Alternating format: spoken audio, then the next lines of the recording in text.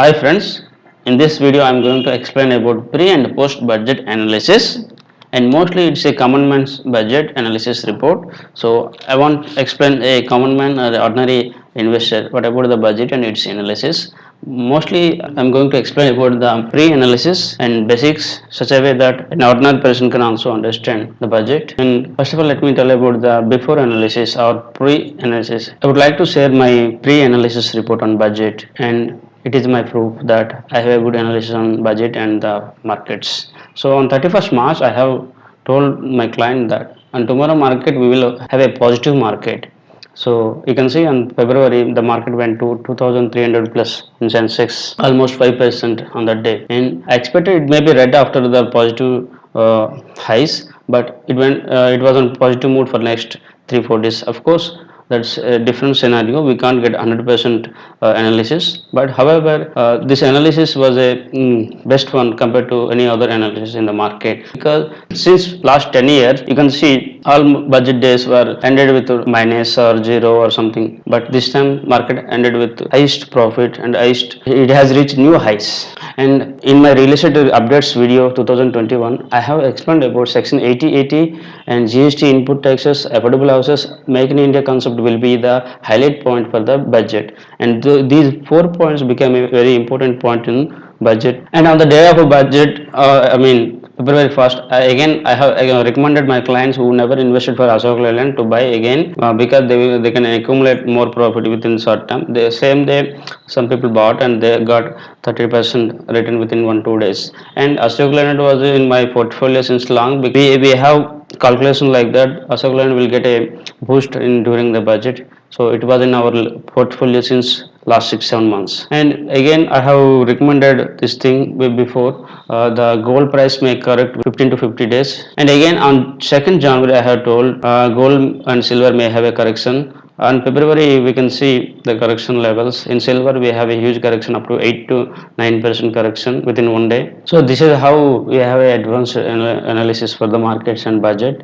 And regarding the basics, I would like to share some basic points so that you can understand the budget easily. And I request you to wait and watch till the end so that I can share some important points regarding the budget and its effect, and some sectors which may get benefit exactly compared to what was the rumoring in the market, and how to select a good stock from the sectors, and how to select the good companies with this budget news. So in the basic segment, I would like to share some key words, or you can have hear these words regularly: fiscal deficit, GDP, all these things you might have aware about the market, but some people have a little knowledge on this one. Just for the sake of the minimum knowledge, I am going to share what is this thing. So first is the revenue expenses and capital expenses. Revenue expenses means something like a salaries and all. Capital expenses like something what you invest in some infra or some projects or something. So that's a capital expenses for the company or the government.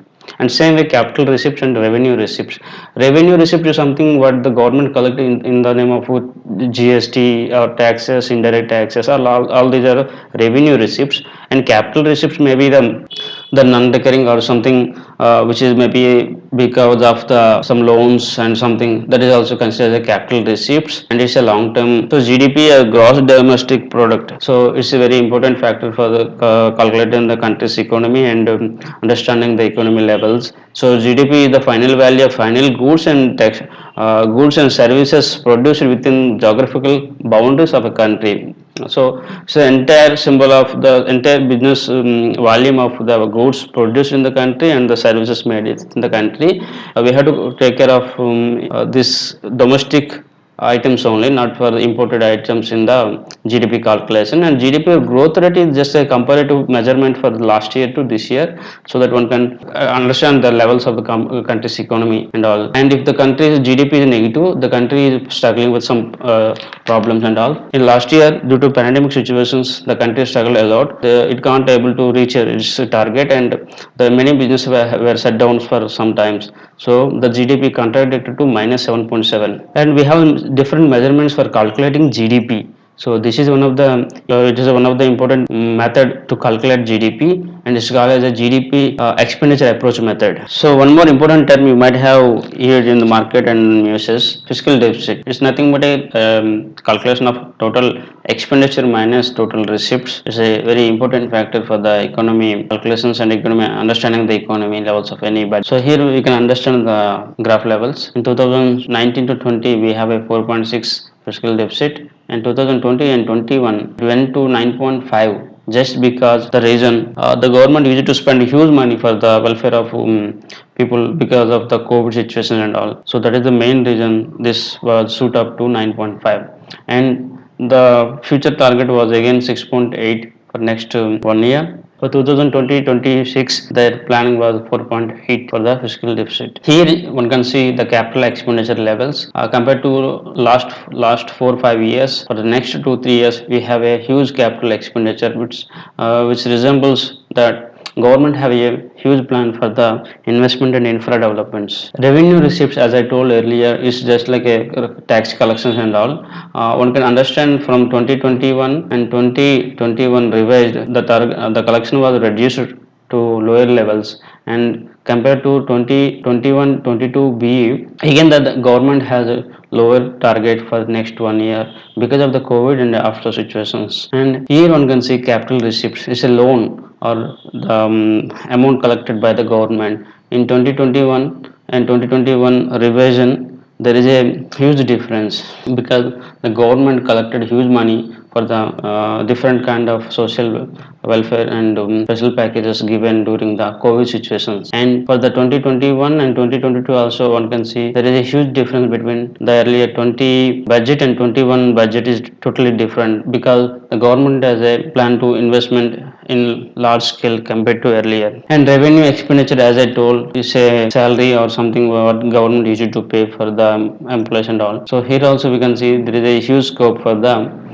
this revenue budget. And capital expenditure again we can see, so it is on very high levels. So it shows that government can invest huge money for the infra and other developments. One can understand the GDP levels like this compared to 20 and 21 estimation. So for 20 it was 4.2 levels, and now for 21 estimation was minus 7.7. So because of the COVID and all, so it went to down. And further we have a target for 11% GDP growth rate, and we can see fiscal deficit of GDP ratio here. For 20 it was a 4.6, for 21 budget estimation was 9.5%, and 22 6.8, and for 26 they have a goal for 4.5. These all things just nothing but a expenditure and the available cash with the government with respect to the GDP. And now we are going to discuss about the very important topics from the budget. So these are the very important topics from the budget. Bad banks, which helps the banks and PSU, particularly PSU banks, for more liquidity. And fintech hub in Gift City, which help India to get more investments from different kinds of investors from entire world. And hydrogen as a renewable energy is a new concept, so that India is planning for a green energy. It has more concern for the pollution and global warming. Investment in seabed, all these things just shows that we have a more requirement for food, and food segment also have a more importance. In vehicle scrapping policy is very important news for the motor sector and other industries because motor vehicle sales and all, it will help with the employment also. So definitely it will create a new trend, but major automobile companies are under losses and all, so it will take some more time to get the implementation its effects. And for startups it's a really good news for they got one more year for the tax holiday, and there is many benefit for the entrepreneurs and startups. So these are the very key points of the financial sector. And the most important news was FDI limit, and that was changed from 49 to 74 levels, which will support the FDIs to invest into the Indian market, which may support the Indian economy in different other ways. This time the government shown more importance for the insurance because this is one of the best profitable business, and highest return is possible with the insurance segment, and we can collect more foreign investment investments. So if you see the last FDI inflows, last year we got a highest FDI inflows in the history. We got around 27.5 billion, and which is high, very high compared to earlier. And we can see the graph here how the FDI inflows were changed from last quarters. And one more important news was there will be no TDS for the foreign portfolio investors for their investments with the REITs and real estate kind of investment bonds what we have discussed earlier also. And there will be some other points also, but these are not so much important for the business and investments. However, we can say that tax holidays and all everything will be supportive for the startups, and affordable housing will help for the real estate and some few companies, but it may not affect for the Sensex and other stocks. Directly, a individual didn't get any tax benefit or tax to benefit on slabs. However, there is a master plan behind this budget, I think, because there is a tax on 2.5 and above investment with the PPF, and tax saving is not applicable for the ULIPs because government plans for the direct investments with the stocks, and government plan is move the client investment from regular FD investments and all to the equity, and so that they can collect more tax from the clients or the investors. So budget key sectors. So let us discuss on what sector government has gave importance is defense, healthcare, agro, small scale, and realty. In these five segments, government gave importance, and they have allocated huge funds. But directly, it may not affect on Sensex because if you consider real estate alone, there are many companies which are not listed in stock market, so we can't consider this thing. And defense also same way. All defense stocks may not be a good profit giving companies. So the budget stocks, the segments which are mentioned in the budget and this affected segment may be different. We have to understand that. On the day of budget, mostly banking, finance, realty have shown good performance, and these are the main sectors which I feel have a good future in long run because financial sector got a good boost with different factors like FDI investments and bad bank and all, which may help financial segments in its investments. And like that, automobile also have a future, agro products and agro related stocks also have a future, health care stocks also we have to consider. And made in India means the stocks are companies which are helping India to have made in India products. They also have a chances of good future in the market. In this budget, the government didn't give any particular support for the IT industry, but any development with these sectors will help for the IT sector also in long run. But we have to take care of the IT sector stocks with the right prices. So how a common man can invest with this news and all. So I have some few common filters so that an ordinary people can have a better planning and investment. So what we have to understand from this budget is that currently we have a 2 trillion USD GDP, and our government plans for a 5 trillion dollars GDP for next 4 to 5 years at least. So we have a survey based on this. Just because of affordable houses, India and its infra related stocks have a good future because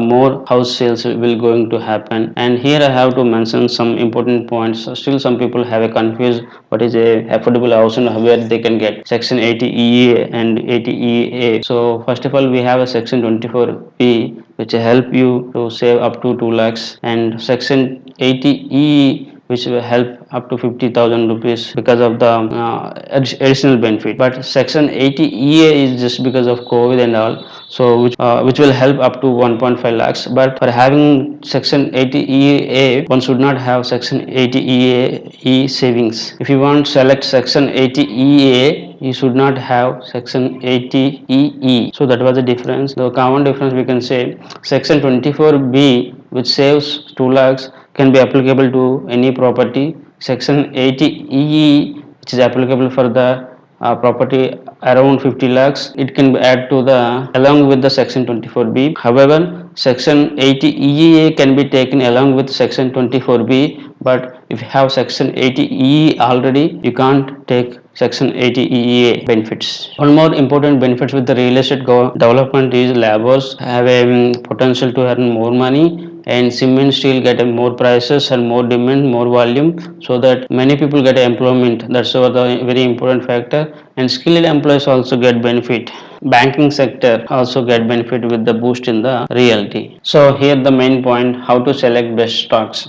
So as of now, with the country's economy and the new budget and new plans from the government, country has a huge potential to grow further. but as an investor, if you take care of the mid cap stocks, you have a potential to make more returns compared to other stocks. And while selecting the stocks, one must select from the stock wise or the company wise only, instead of going with the industry. And I suggest to the investor to plan like this: just diversify your portfolio: financial, manufacturing, healthcare, and FMCG, and allocate like this. In mid cap, you can invest up to 60%. In blue chips, you can invest up to 30%. In small and risky stocks, 10%. So this is how one must invest. As I told earlier, don't go with the industry and don't go with the rumors. Some stocks may be operated. Recently, many stocks were operated by the different companies and different people. So this is an example of Unitech. Once it gave a good return, again it fell down to zero. So some people don't know how to enter and how to exit, so they will face a lot of problems. And if you're having huge money, or if you're having a lump sum investment, better plan a advisory, or better to take a PMS and PMS advisory, so that you can save your principal amount first of all against your losses. And regarding conclusion, some people have a different opinion for the budget, and I too have my own opinion. And it's a mixed kind of budget, but in long run we have a huge potential. We have a huge scale for the development. We have a good chance to invest, and we have a good chance of getting higher returns compared to any time in the earlier, because government planning for the made in concept, and is giving importance to prepare for the made in India products. And good, we are going to be good export country also. So we have a huge potential for the development. So I suggest to go for the long term investment rather thinking what was the news in the budget. So that is was my suggestion. I always recommend my investor to diversify their portfolio and try to stay for long, instead of looking for the short term gains. So that is a important advice I can give. And happy investing, and I hope everyone create wealth. So if you have any comments on this video and budget, please mention in the comments. And if you have any doubts also, please mention in the comments. If you like the content, please like it, and please share for your friends, and please subscribe for more updates from our channel.